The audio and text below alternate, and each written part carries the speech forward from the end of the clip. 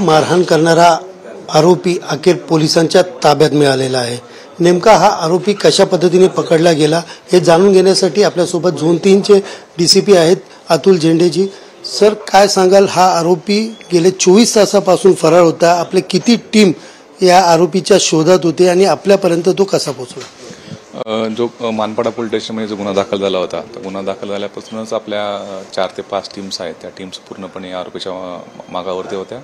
आणि यापूर्वी आपण त्या 2 तासापूर्वीच त्याचा भाऊ जो आहे रणजित झा याला सुद्धा ताब्यात घेतलं गेलं होतं आणि त्या मार्फतीने आपला तपास सुरू होता।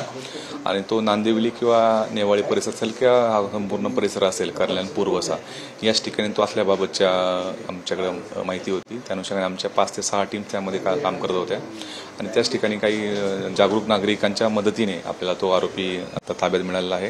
आतापर्यंत आता त्याचा भाऊ आणि असे करून 2 आरोपी आपल्याला याच्यामध्ये टोटल मिळालेले आहेत आणि इतरही ज्या फुटेजमध्ये आपल्याला इतर महिला दिसत आहेत त्या ठिकाणी त्या सुद्धा आपल्या ताब्यामध्ये आहेत आणि त्यांच्याकडून आपल्याकडून गुन्ह्याचे प्रमाणे आपला तपास सुरू आहे आणि त्यांच्याकडे आपली चौकशी करून पुढे आम्ही कारवाई करत आहोत। सर, या पूर्ण प्रकरणामध्ये किती जणांवरती आपण गुन्हे दाखल केलेले आहेत? सध्या आपण जे 2 भाऊ जे आहेत रणजित झा आणि गोकुळ झा या दोघांच्या वरती सध्या आपल्या ताब्यामध्ये आहोत। इतरही त्यामध्ये काही साक्षीदार असतील, तिथले असणारे सीसीटीव्ही फुटेज यामध्ये इतर कोणते त्यामध्ये आरोपी आहेत का याबाबत आमचा तपास सुरू आहे। सर, पूर्ण हा गुन्हा कशामुळे घडलेला, कशा पद्धतीने घडलेला, काय म्हणजे त्याला मारहाण करायची काय? त्या संदर्भाने आमचा सीसीटीव्ही फुटेज पूर्ण क्लिनिक्स आहे ते आम्ही ताब्यात घेतलेला आहे। त्याचा आता आम्ही पूर्ण तपासामध्ये ते करू की कशा प्रकारचं यापूर्वी तो कधी आला होता, किती वेळापासून त्या ठिकाणी होता आणि यामागचं खरं कारण काय जे आता आरोपी अटकल्यानंतर आपल्याला समजेलच, पण ते सगळं सीसीटीव्ही फुटेज आहे ते आम्ही सगळे ताब्यात घेतलेलं आहे आणि त्यानुसार आमचा तपास सुरू आहे। सर, या गुन्हेगारावरती एकूण किती गुन्हे दाखल आहेत? हा सराईत आहे का? कुठले कुठले गुन्हे दाखल आहेत आणि आता देखील तो जेलमधून सुटून आल्याची माहिती मिळते?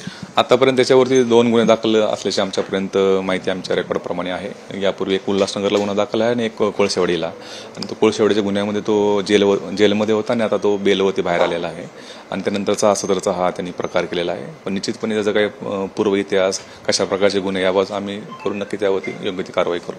सर, प्रत्येक वेळेला त्याच्यावरती गुन्हे दाखल होतात, मात्र तो जेलमधून सुटून येतो, पुन्हा करतो। यावेळेस त्याला मोका लावण्यात यावा असे विविध मागणी जी आहे ते सगळ्या स्तरांवरती होते। आपल्या इकडनं आपण नेमकं आता याच्यावरती काय कठोर कारवाई करणार? बरोबर आहे, त्या आरोपीचे जे काही रेकॉर्ड आहे यापूर्वीचे जे गुन्हे दाखल आहेत त्या अनुषंगाने ज्याच्यावरती जे काही प्रिव्हेंटिव्ह ॲक्शन आपल्याला करता येईल त्या अनुषंगाने आम्ही कायदेशीर कारवाई करणार आहोत आणि निश्चितपणे त्याला कशा प्रकारे त्याला जेलमध्ये ठेवून आणि इतरही कोणत्या कायद्यान्वये त्याला कारवाई करता येईल त्या अनुषंगाने आम्ही त्यामध्ये तपास करत आहोत। त्या भावाचा नेमका याच्यात काय रोल होता? अजून त्याचे नातेवाईक कोण कोण होते? नेमकं काय कारण झालेलं त्या दिवशी? ते आम्ही सीसीटीव्हीचा सगळा अभ्यास करून त्यामध्ये जो आहे त्याच्यामध्ये त्याचा भाऊ सुद्धा त्या ठिकाणी दिसतो आणि त्याचे इतरही नातेवाईक त्या ठिकाणी आहेत, पण एक्झॅक्ट कुणाचा त्या ठिकाणी कसा प्रकारचा रोल आहे आम्ही पूर्ण सीसीटीव्ही फुटेज आणि तिथले साक्षीदारांच्या तपासानंतरच आपल्याला लक्षात येईल। एकंदरीत पाहायला गेलं तर या प्रकरणामध्ये आरोपी पकडला गेला तरी सीसीटीव्हीच्या माध्यमातून पूर्ण तपास करणार असल्याचं या ठिकाणी पोलीस अधिकाऱ्यांनी या ठिकाणी सांगितलेलं आहे।